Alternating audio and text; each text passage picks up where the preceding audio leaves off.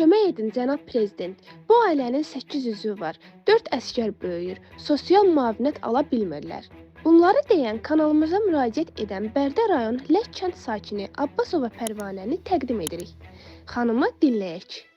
Mən Abbasov Pərvanə, Arzuman qızı, Bərdə rayon Lək kəndi. Məhərrəm Abbasovun anasıyam. Bu da mənim nəvələrimdir. Bu 8 uşaq sosial ala bilmir. Ay cənab prezident, 1000 manat vergi yazıb. 1000 manat ödəyə bilmir. 5 manat, 10 manat gündə fəhləşdir. Pampres alır, çörək alır. Vergi yığılıb. Nə olar? Qurban olum sizə. Yardım eləyin Məhərrəmə. İşləyir, dolanır, evi yox, şəraiti yox. Ancaq ki çörəyi yeməyə çatıra bilir. Qurban olum ay prezident, ay Mehriban xanım Əliyeva, ay kanal rəhbərləri, paylaşın bunu, qoyun görsünlər. Görsün ki 4 dənə əsgər böyür burada, qadan alım sizə. Qurban olum sizə, bizə demir ya çörək verin. Bizə də Məhərrəmə kömək edin, Məhərrəm sosialını alsın.